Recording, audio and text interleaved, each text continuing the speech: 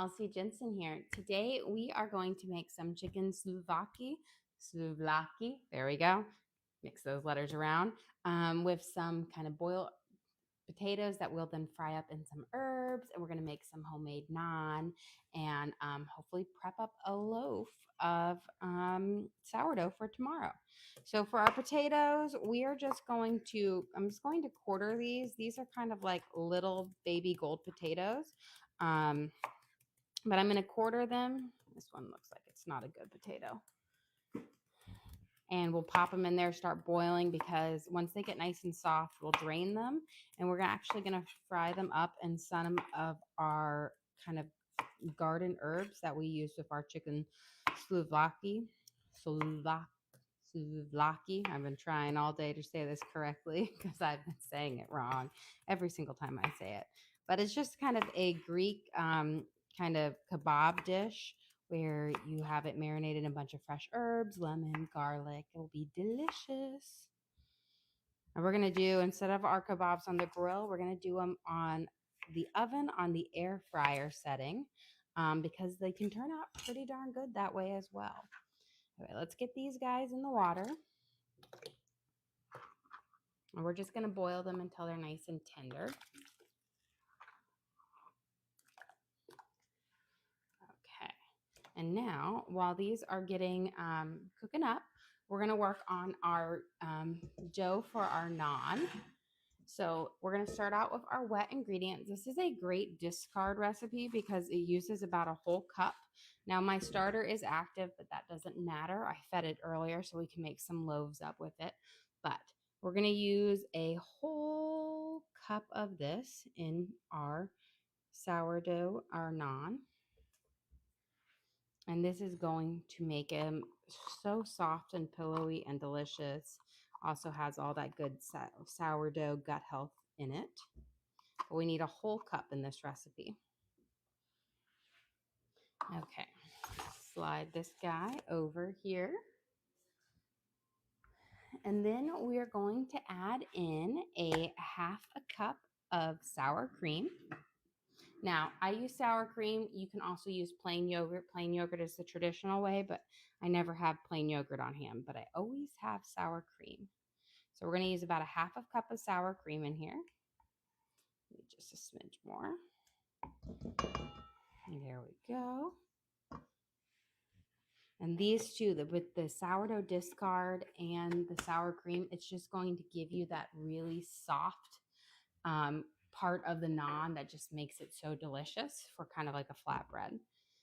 And let's kind of mix these up right here. There you go. Just going to start kind of mixing it up. And then we're going to add in 6 tablespoons of water. So I have that measured out. It's 90 milliliters. And I'm actually going to switch to my dough hook here because I'm going to be incorporating some other ingredients in just a second. I'll let this kind of dilute together. There we go. Then we're going to add in a 4th cup of olive oil.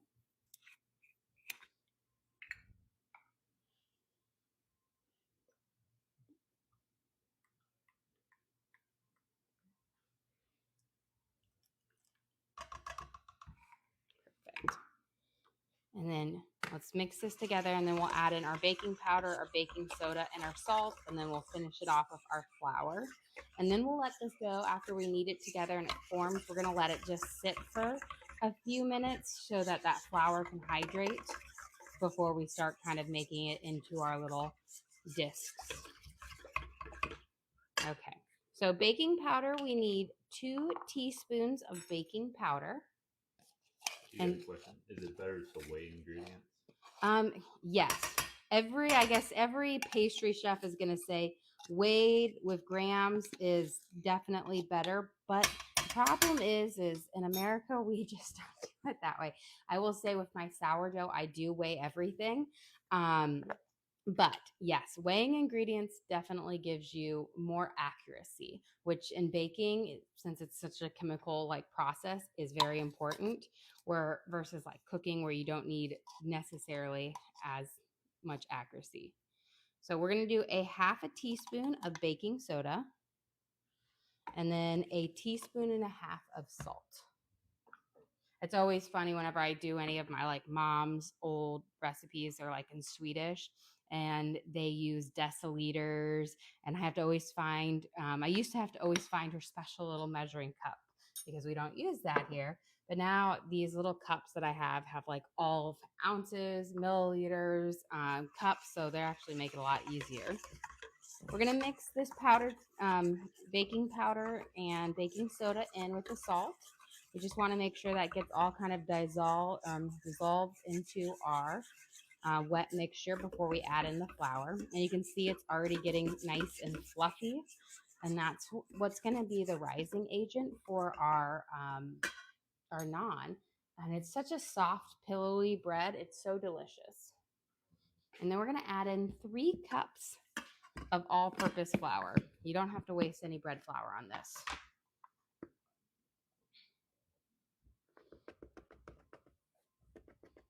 So we've got 1,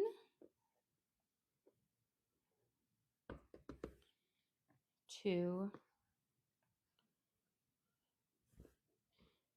and 3. I'll just keep it over here, and just in case I need a little bit more. And then I'm just going to use my dough whisk here, which is essentially a circular whisk with kind of like a hole in it that allows the mixture to pass through. And it just allows it to incorporate a little bit easier than a spoon, because with a spoon, all the ingredients like to clump in on that basin of the spoon. So we're going to mix this until we have a nice kind of dry shag form, and then we're going to flip it out and we're going to knead it. Here we go. So I'm going to pull all of this off my dough hook.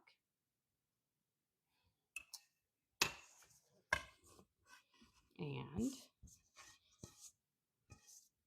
there we go. Put this over here. And now we're going to knead our dough together. And it's not going to be, it's going to have a little bit of a stick to it, but it's not going to be completely unmanageable. We're going to let it kind of sit and hydrate for a few minutes while we prep our kind of sauce base or our seasoning base for our chicken souvlaki. My husband's like, you're going to mess it up every time. And I'm like, I know, I'm overthinking it. But we're going to knead this all together. You just want to knead it a couple of times until you've kind of got a nice smooth mixture. And again, it's a little bit sticky, but it's not so much that it's sticking to your hands. If it does stick to your hands, you just want to add a little bit more flour, but it can be like a little bit sticky. There we go.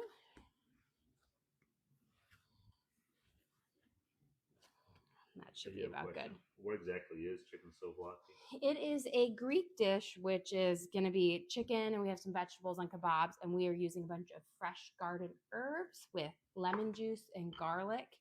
And those will kind of season the meat, and you'll just cook it. You can grill it outside, or you can do it over the oven, or you can even do it in a pan frying if you want to. So let's start. We're going to start. Let me wash my hands real quick. I got a little bit of flour on them. Okay. So we'll cut up our chicken in just a little bit, but we're going to start with our herbs because we're going to make the base of our sauce. And this is what's going to marinate the vegetables and the chicken. And we're also going to be saving some for our potatoes. And I told you I have a lot of herbs that I picked from my garden here, and we'll go through them. So I've got some green onions here. And then we have, this is actually Greek oregano, which will be perfect for our dish. A bunch of fresh basil and a bunch of parsley. So we're going to have to prep them, but we're going to mince them all up together and use kind of those flavors and chop them up with some garlic and lemon juice. And they'll be absolutely delicious. So I'm going to first start by kind of taking off the leaves of it. I'm going to just turn this down just a smidge since it's boiling so high. I'm just going to pull all these little leaves off of my oregano. And you want to use, this is a dish that you have to use fresh herbs for. You're not going to get the same flavors with the dried herbs. There we go. But it's such a fresh and delicious one. Again, this is one that you can easily do on the grill, which would be just delicious. But I'm going to do mine in the oven. I'm going to put them on skewers, and then we'll do the air frying, which does a really high heat cook, so it kind of mimics the oven. Okay, I've got those all done. Just a little bit of prep on the parsley here. I'm just trying to pull off as many big stalks as possible. That way we just have really the leafy herbs in here. When I go out and like harvest my herbs, I just bring scissors with me and I just snip, snip, snip, like all the little tops off, but they still need to be trimmed up a little bit more. And I will say, we've had some like 90, I want to say 95 plus days here in Tennessee. So it's been really hot. And I've been making sure to water it well. So things are actually like popping up. I'll say my harvest of the day, guys. I got 2 more tomatoes. This brings it up to 5 tomatoes and 1 pepper so far. So, the hundreds of dollars I've spent on my garden this year is so far has been very fruitful, very bountiful. I look over my neighbors and she's got so many, but I have like 80 tomatoes coming in. They're just still green. So I'm hoping in like a week or so, they'll be ready. And of course the herbs have been wonderful. They've been doing great. I'm going to cut off the white tips of my green onions here. And then I'm just going to kind of slice them up, and then we'll put this all in one big pile and mince everything together. No need to mince each individual herb. Okay. So we're just going to go over this several times, but this is going to make like the most flavorful, I was going to say herbomatic, but I'm pretty sure that's not a word, an aromatic, but I think herbomatic sounds better to me. So most herbomatic tasting sauce, or marinade, I should say. It's not truly a sauce. But all the fresh herbs are just going to really make this dish shine. And we're going to use it on our potatoes as well, which I think it's just going to bring everything together. And again, these herb base, this is going to be for our chicken Souvlaki, which is a Greek kind of chicken kebab dish that we're using. I guess you could probably use different meats in it, but it will be so delicious. So we'll keep mincing. You want to do it kind of as fine as you can, because the more cuts you make on your herbs, the more flavors they're going to let out. So the smaller we can get it, the more flavorful this will be. If you leave it big, then it won't be as flavorful. Do you have a question? Are your parents coming tonight? No, but they'll pick up food tomorrow. They typically, a couple times a week, they might eat with us, but most of the time they get it the next day packaged up. And a lot of times, sometimes I'm like, no seconds. We got to make sure we eat it, especially if it's something really, really good. And we're like, oh, do we have it? I'm like, yes, we got to save them their portions. And I'm always sitting there and I'm like, cat can't be hungry. We have 2 big meals a day. But I swear, I've got this 13-year-old boy who I feel like is a bottomless pit. He's always hungry. And, they always say, boys will eat you out of the house. And it is true. It is true. I'll say him, and then my almost 2-year-old, he eats so much too. Okay. We've got our minced up herbs here. I'm going to put this all in here. We're going to make sure we get all this good stuff off, as my hands are nice and green. I'm just going to rinse them. Otherwise, I'll have little flakes on everything. Okay, let me grab a spoon for my garlic. And we're going to add a nice big heaping spoonful of garlic, or jarlic. I'm actually going to add more. I want about 2 tablespoons, because it's going to be a big, powerful part. If you have fresh garlic, chop it up. That would be great. You're probably going to need a whole head of garlic for this recipe. But I do not enjoy cutting it up. Then we're going to use juice from 1 whole lemon.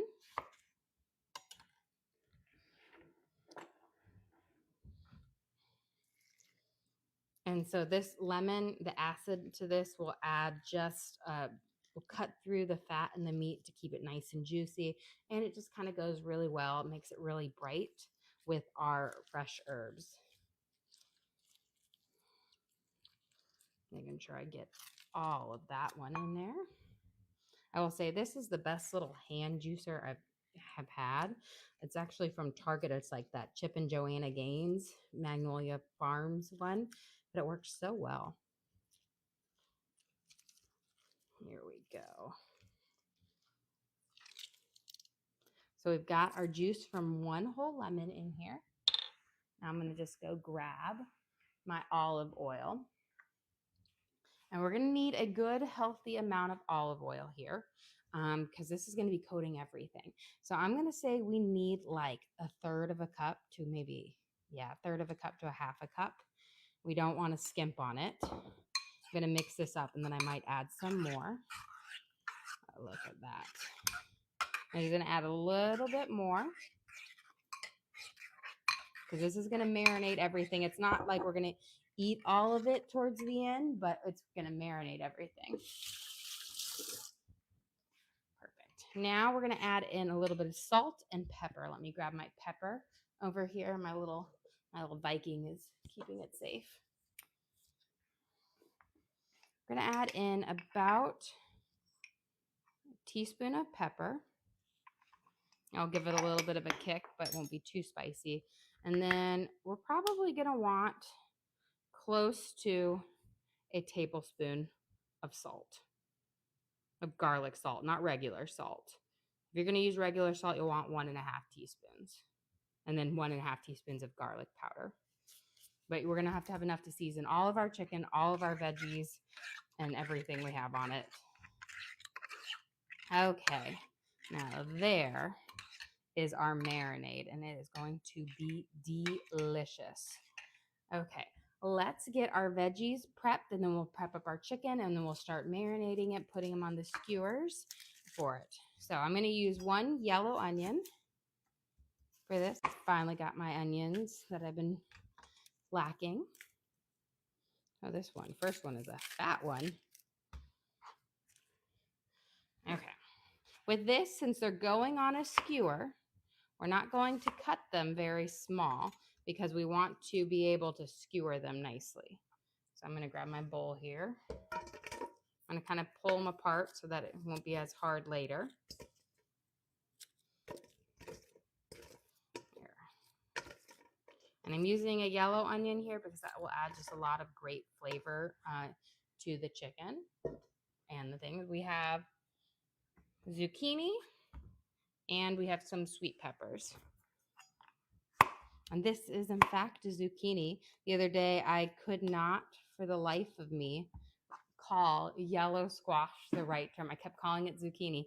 I do, crazy to believe, but I do know the difference. Contrary to that stream where everything was zucchini when it was all yellow squash. Okay, we are going to do nice, thick chunks of our zucchini because we want to have a good base to go on our skewer. If you make it too thin, then your zucchini will, because when you cook it, it gets soft and it will fall apart. So we want a good amount on here. And throw that in there. Perfect. And then we're going to same thing with our onions, like we did a nice kind of big cut. We're going to do that with our peppers as well. And again, these are sweet peppers, not spicy ones. If you ever see me using a spicy pepper, you'll know something's wrong. I have no spicing ability to handle. I'm such a wimp when it comes to it. I always want to say I like it. It's like I love Indian food, but I'm always like, please make it so mild that you forgot to add the spice. So we're going to de-beard these, kind of get all of those seeds out. And then we'll kind of do just a big chop on them.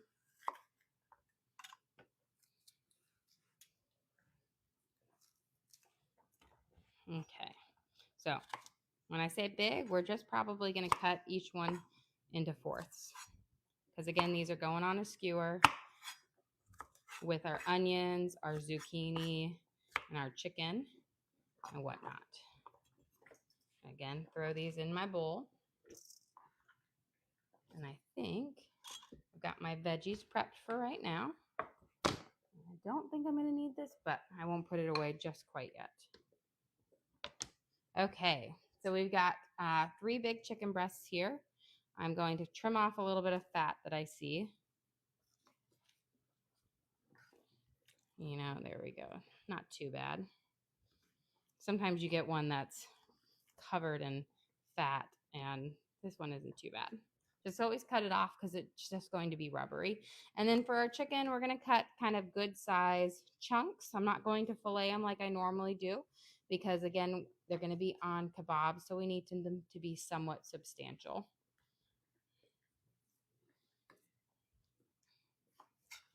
There we go.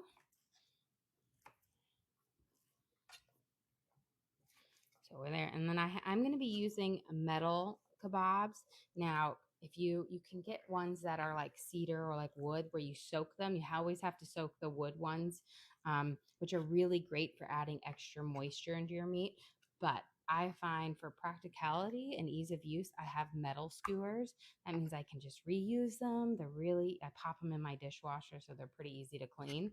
And then you don't have to worry about remembering to soak them overnight. Because if you don't soak your skewers overnight, they can splinter in your meat and they can catch on fire if you're doing it on the grill. There we go. Just about done with this. And I'm using chicken, but you guys could use any meat that you wanted for this, but that would work well. I say chicken, I feel like is just the best chicken, or maybe even a pork, because it will pick up the marinade so well. Actually, even fish chunks would probably do really well with this. Okay, I'm going to take my bowl here. We're going to add our chicken in. There we go.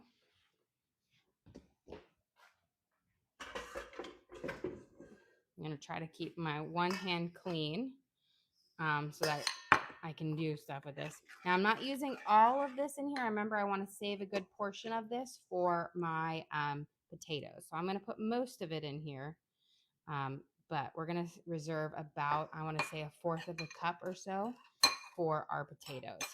So now I'm going to take this and I'm going to just work it around our chicken and our vegetables and really coat everything with this delicious herby lemon garlic marinade.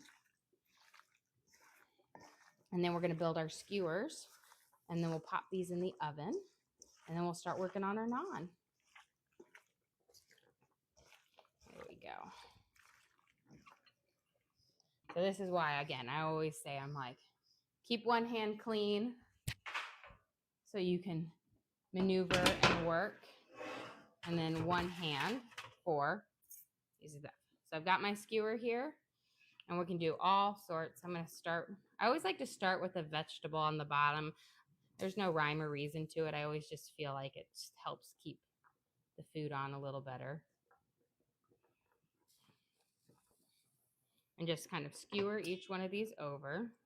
No rhyme or reason. You can be, if you want it to be very uniform, you can make them. I just kind of grab whatever I have and throw it on and skewer it.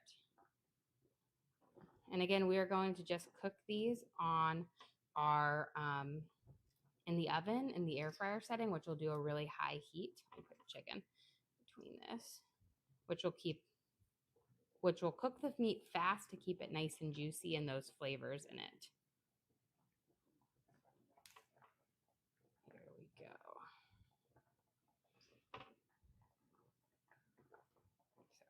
So I've got round 1 done.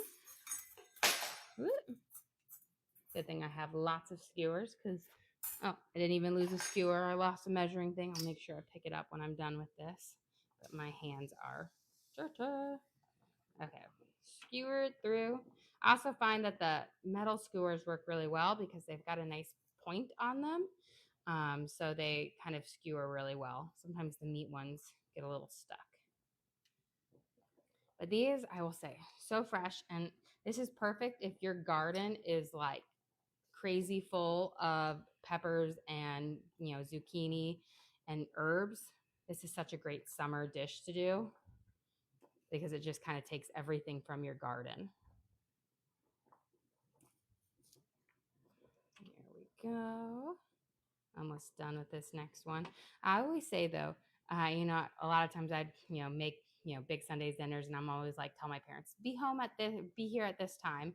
And I'll be doing a skewer dish, and it always takes way more time than I think to skewer. So 2 down. Woo, we're getting there. Shrimp, I was thinking of things that would go really great with this. Shrimp would also go really good on this.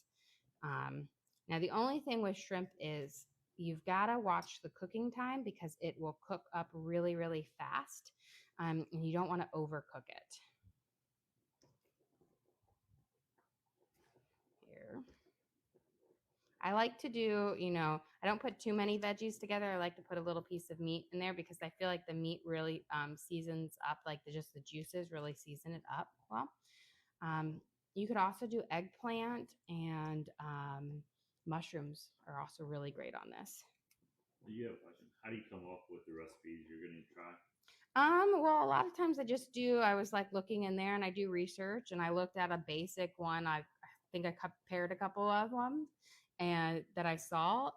And then I was like, oh, well, I have these ingredients and I'm to do it there. I will say I'm terrible about following recipes. I always just look at ingredient lists, and then I'm like, well, based on my cooking knowledge, I know what to do. I know about how much I like per what I like in there. So I always say I'm like, I never really follow recipes well, but I always, ingredients. I look at that and then I figure out what to do with it.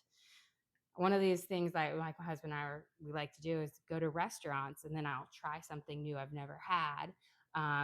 And a lot of times, they always have the ingredients listed, but then I try to recreate it at home. It's like a fun thing to do. Because then I'm like, ooh, I can make this at home for a fraction of the cost and just delicious. You have a question. If you did shrimp, does the shrimp cook quicker than the veggies? Yes. So if you're going to do the shrimp, you're going to want to, I would almost do the shrimp. I would probably use red onions instead of yellow onions because they're going to cook pretty fast. And maybe even do separate kebab skewers for some of your vegetables that need a little bit more time. And you have a question. Can you go over what the marinade is? Yes. So the marinade, we used about a half a cup of olive oil for this, and then about a handful of garden herbs. We used probably, it was parsley, Greek oregano, green onions, and what I'm thinking, I'm blanking on basil. So we minced all of those up. So we had a good amount of them. I just picked them from my garden. And then about 2 tablespoons of garlic, and then juice from 1 whole lemon, and then about a tablespoon of garlic salt and a teaspoon of pepper. And that is our marinade. Now, this trick is you just have to take your fresh herbs and really mince them up nicely so that you've got that all those flavors can come out. The acidity from the lemon is going to penetrate the meat and make it really juicy on here. You have a question. Where can someone find your recipes? We upload all of our videos to the link on our page. So if you ever want to recreate any of these recipes at home, you can just go to that link and then search for what we cook. And you just cook along, watch along with us again and cook. We do offer recipe cards for our members, but we do make all the videos free for everybody. So you can always recreate from the videos. Here we go. And someone said parsley as well. Yes, parsley. Lots of parsley. I will say this recipe requires a lot of fresh herbs. So this is, again, really great for those where you have a lot of, like, your garden is booming and you need to use a lot. This is great for it.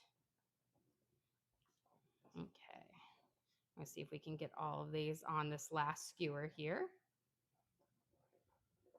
And then we're going to do, these are great to do on the grill, but I also know that not everybody has the option to grill or are good at grilling. So we're going to do it in the oven on our air fryer, which is at 425, but you can also do it on the convection bake at 425.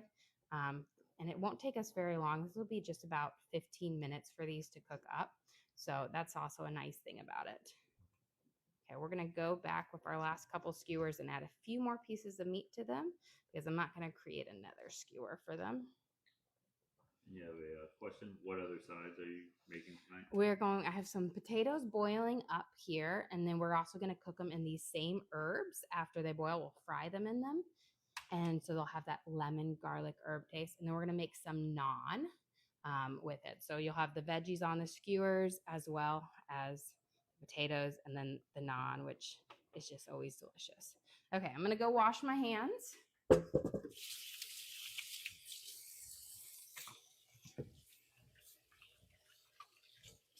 And we are going to pop these in the oven, but I'm going to make sure I'm giving them as much space apart because you don't want them competing for the same heat. So I used my 1.5 sheet baking sheet here. That way it gives you lots of space. And then I have my air fryer setting set for 425. And I'm going to just put my timer on for 15 minutes. Shouldn't take more than that, but I want to make sure I don't forget about it. Okay, looks like our naan is just going to be about ready to cook up. I'm going to just check my potatoes here, see if they're soft enough.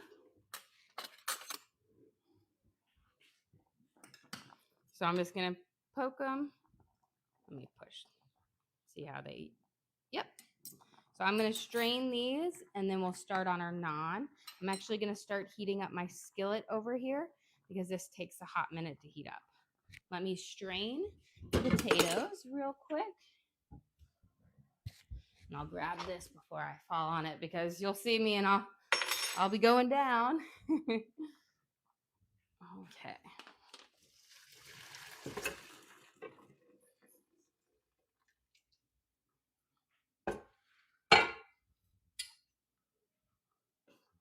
So we've got our potatoes, and here is the rest of our herbs that we used, and there's olive oil in here, and we're gonna put this with our potatoes. So I'm gonna turn on my skillet to about a medium. I'm gonna throw all of these in here, and we're gonna coat them up, and we're gonna just do a nice fry on them until they're kind of crispy, but they don't need much because they're already soft and tender. So let's give it a nice little coating. And I will say this will be so delicious because it has that garlic and that lemon and then the basil, the oregano, and the parsley. So I'm going to turn it down. Let me grab my pastry cutter here. Just makes it a little bit easier when I'm making our naan. Okay. And I'm just going to cut each one of these so that we have 6 kind of, this one's going to be really big, so I'm going to give a little bit to that guy. 6 little naan balls will roll out, and we're going to cook on here. You can just cook on a hot skillet. Remember, we put 1/4 cup of oil in here, so you don't need to add any more, but we will butter it at the end, and that keeps it nice and soft. I'm going to just use my simple, looks like I had still herbs on my hand, simple little roll out here. And this is a very elasticy, soft, kind of pillowy dough. So it's much more elastic than you would say a tortilla. And we use the baking soda and the baking powder in here. And that's going to cause it to puff up and just have this nice little thing. Let's get that parsley off. So we've got it. I'm going to put it right here, and we're going to let it start to cook. And then I'm going to have it on a higher temperature, and then once it's starting to cook, we'll bring it down and make it a little bit less high. I'm going to prep up our next one. So with these, I always kind of shape them in a ball so that I have somewhat of a round form with it, which I kind of just kind of pinch through, and then we'll roll it out. With this, this is actually a fondant roller, so you don't need to get like a whole heavy duty rolling pin out. A little one will work just fine for it. There we go.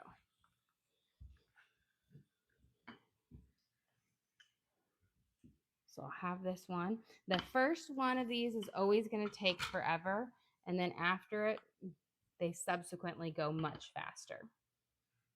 I'm going to put this all over here because while we have like a good break time, it's a good time to make our sourdough bread for tomorrow. I have it all set up, but I'm just going to flip these over. You have a question? What type of pans are those, and where did you get them? Pans. These are my hex-clad pans. So this is a hex-clad 12-inch griddle pan, which is perfect for doing like anything like that. Tortillas, pancakes, naan. Love it. I have it in my Amazon storefront. And this is the 12-inch hex-clad frying pan. I got it actually in a set of 3, the 12-inch, the 10-inch, and the 8-inch. Love it. They even come with lids. I will say I made the switch 2 years ago. I have yet to scratch them. They stay nice and clean, and they are probably like my favorite frying pan, or at least non-stick frying pan. Okay, so sourdough, we're gonna use pretty much 3 ingredients. We've got our starter, flour, water, and salt. Starter is just made from flour and water that's been fermented.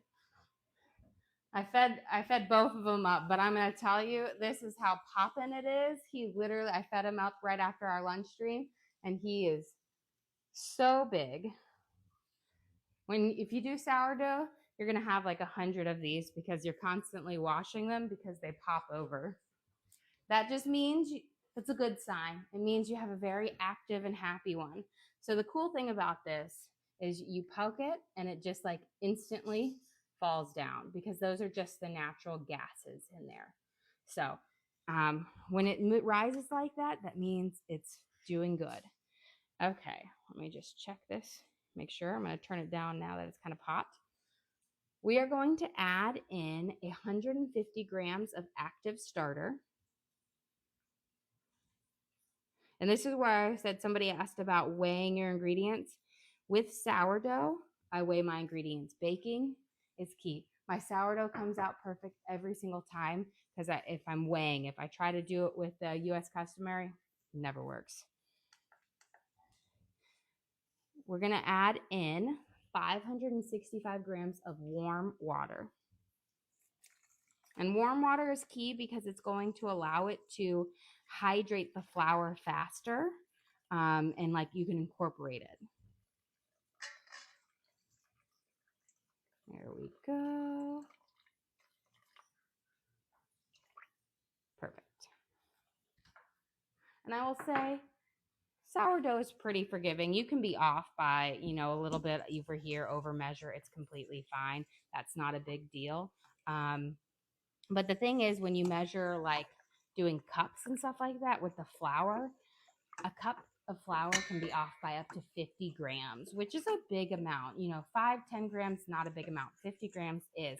And there could be a pocket in your flour. There could be it packed in tightly. So that's why I always say measuring works the best. So we're using our dough whisk. We have it nice and diluted. Then I'm just going to flip my naan because it is nice and ready. Look at that beautiful, nice kind of browning, which is perfect. Look at our potatoes are crisping up wonderfully. Look at that. And these, you don't have to do much with them because they're already nice and soft and tender, but you want to get a little bit of that crispy skin on it. Just adds a little extra crunch and brings that marinating in. Okay, we're going to add in about a tablespoon of salt, or about 3 teaspoons. And I just go in here. It's about 15 grams if you want to do it by scale. I've always just done it by 3 pinches full. Again, we'll give this a good little mix. And now for our last part, we're going to add in 750 grams of unbleached bread flour. Now, for making your sourdough, it's really important to use unbleached flour because the bleaching, I should probably turn my scale on. The bleaching process kills the natural yeast in the flour, and that's what sourdough needs to rise. That's what fermented sourdough does. It works on that natural yeast and then that kind of that bacteria process to do it.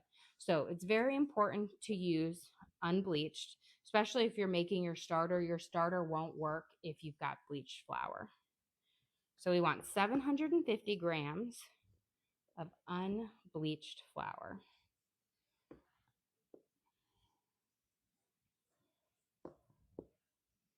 And there we go. Move this out of the way. Let's check our bottom of our naan here. Ooh, just about. And turn it down again, another smidge. And then we're just going to pour our flour into our water. Can you use bread flour? Yes, I'm using unbleached bread flour. So yes, bread flour is what you want to use with the sourdough because it has more gluten, a higher gluten content than all-purpose flour, which is going to give you a better crumb, a better elasticity on your bread. So yes, you definitely want to use bread flour for making your sourdough. So I'm going to mix it around. And for those of you who are not familiar with the sourdough making process, it is a high hydration dough, which means it's going to be very sticky. So you don't do your traditional kneads like you would with a regular dough. You do what they call stretch and folds. And the way you get it to prevent it from sticking on your hands, beautiful, is by just using wet fingers. I'm going to put in our next naan, almost called tortilla. So we've got it mixed up, which you can see it's quite sticky. This is exactly how you want it to be. For the next like 15, 20 minutes, you're just going to let it sit, let that flour hydrate, and then we'll do our first rounds of stretch and folds. With sourdough, you do several rounds of stretch and folds, which allow you to kind of build that gluten in it. Do you have a question? Do you have any videos on how to begin a starter? I do. I actually have, not only do I have a recipe card for everybody, but I have a video that makes you through the 7 days that it takes to make a starter, because it takes about 7 days on average, and what you do every single day. I also have in my Amazon storefront a sourdough baking thing that has all the little gadgets that make it a lot easier, like your jars and your skinny spatula, the scale that you need for weighing out things. So I do have all of that because it is a journey, and when you don't know anything about it, it's a little bit tricky, but it's not hard. It just takes a little bit of time, as in a lot of waiting time, but not active time. It's really easy. It's about 5 minutes a day to feed your starter every single day. And then it doesn't take very long to make your loaf of bread. Okay, I'm going to butter up. I always like to butter up each one in between because that helps keep my naans nice and soft instead of getting like a little bit crunchy on it. Okay, as we're done, let's flip our potatoes here. Again, look at that. And these again have just those same herbs that we cooked our chicken and our veggies in, that parsley, green onions, basil, oregano, lemon juice, garlic. So it'll be wonderful. Almost here. Let's get our next one going out. Let's do my big ones. Now with these naan, I'm making big ones, but you can also do little small ones. So if you're having it, like, you can do this as like a hero pocket or a naan pocket, where you can put all of that skewered meat into it and it will be delicious. But you can also make them smaller, where you just dip them in hummus or any type of dip that you have. You have a question? Do you have to refrigerate your starter? You do not have to refrigerate your starter if you're going to feed it at least every 1 to 3 days. Now, if you're going to be longer between feedings, then yes, you're going to want to keep it in the fridge so that you don't kill it. So when I go on vacation, I pop mine in the fridge, but most of the time mine just live over on my counter. Because I pretty much use it every single day. And then whenever I use it, I feed it. That way it's always happy and going. Beautiful. Again, nice, lovely, thick thing. And this is such a soft, pillowy bread. If you've never had naan before, the best way that I can describe it is if you think about flatbread, it's not like a pita bread, but think about a flatbread pizza or like it's going to be really soft and thing. It's not going to be hard or crunchy or firm. It's going to be soft and pillowy, which is so delicious. Let's check on. Oh, we've got about a minute left on our chicken here. So while this is cooking up, I'm just going to clear this off over here because we're going to want to bring that in. As you can see, I had plenty of skewers. I'm used to, cooking for a large group. So sometimes we're going to put my harvest. Again, my harvest for today. I'm very proud of it. You know, I think I saw a meme the other day where it was like, oh, the wife walking in with her like 3 tomatoes and showing how proud of the $150 she spent on her plants and her garden, and I'm like, that is so me. I'm like, it will pay off. For some reason, mine always blooms, but it's like August and September. I'll have tomatoes all the way until October here. Okay, this guy should be ready. Beautiful, nice, soft, pillowy. So I'm going to put this guy on, and then again, you want to butter it. Now, this is where you can also add in some salt or sprinkle with cheese or fresh herbs is in between it. Okay, let's go take a peek at our chicken and our veggies. I'm going to got that cleared off.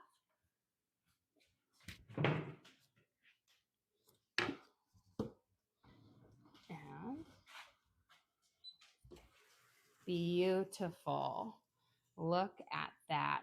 You see how the air fryer gives you that chop there, but it gives you that nice little crisp edge on it as if we had done this on the grill. You can see all those lovely juices. There we go. Pop this down. So again, this was 15 minutes on my air fryer setting. I know not everybody's oven has an air fryer setting, but you can do this on the convection bake at about 425, 450, and it will have very similar products. Now, these skewers are going to be hot because they're metal, but I want to pick one up so you can see how you got it. But we just love that nice little crisp edges, just as if they were on the grill. And then our chicken is going to be so tender and moist from that lemon juice and all those seasonings.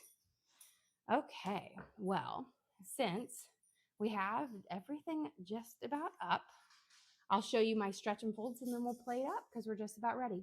Okay, so for our sourdough, for those of you, like I said, it is a sticky dough. You see how you touch it, it will stick to you. That's okay. A trick that you can use is you just get your hands wet and like good wet. So I'm dripping wet here. And then this is your stretch and fold. You're going to go in, you're going to stretch and fold. And with your hands being wet, it's not going to really stick to you. And what you do is you do this for about every 20 to 30 minutes for the first kind of 2 hours. You do 4 sets of it.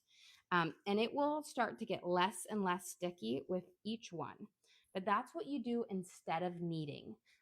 So it's very different than a traditional gluten, like a regular yeast bread, where you do the knead and then you do the rise.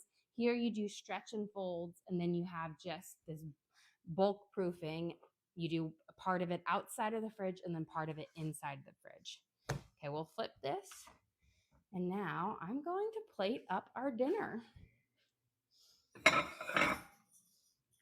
Okay, so I'm going to just bring my little naan over here and let me clear up my plate because we are done with this plate or this cutting board.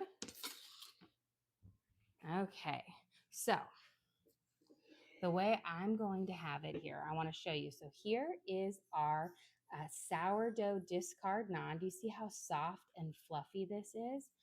I'm actually going to eat my kebab on the thing. So I'm going to actually pick up one. And what you're going to do is you can just use a fork to slide it off because these are going to be nice and hot. And we'll just slide our kebab off onto our pocket. That way, when it's time to eat, you're just going to pick it up and eat it like this. But it is seasoned, our chicken Souvlaki is seasoned with parsley, basil, oregano, garlic, lemon juice, garlic salt, and pepper. And then we use zucchini, sweet peppers, and onions for this just delicious overall flavor.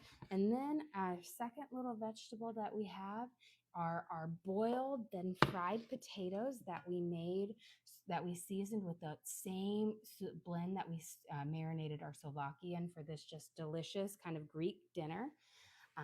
But that's it, kind of simple and easy tonight. You have a question? Is naan like a euro? Yes, naan is definitely like a euro. I will say it's just like it. It's not, I will say, pita bread. There's two types of pita bread you can get: that soft, really delicious pita bread, or the dry one. It's like the soft, really pillowy one. So yes, and it is, look at that, just beautiful, soft, and delicious.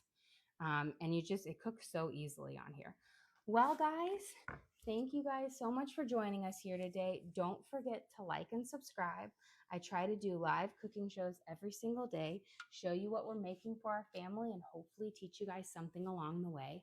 Again, we do upload all of our videos to the link on our page. So if you ever want to recreate any of these recipes at home, all you have to do is go to that page, search for what we cooked for, so chicken Souvlaki and homemade naan, and you can watch and cook along with me again.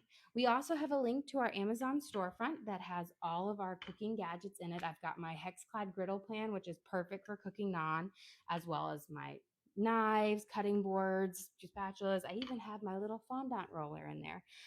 But it's all there for you to check out if you're interested. I also have a section on how to create your own sourdough and the tools you need it. So that's in there as well. But guys, thank you so much for joining us here today. Don't forget to like and subscribe.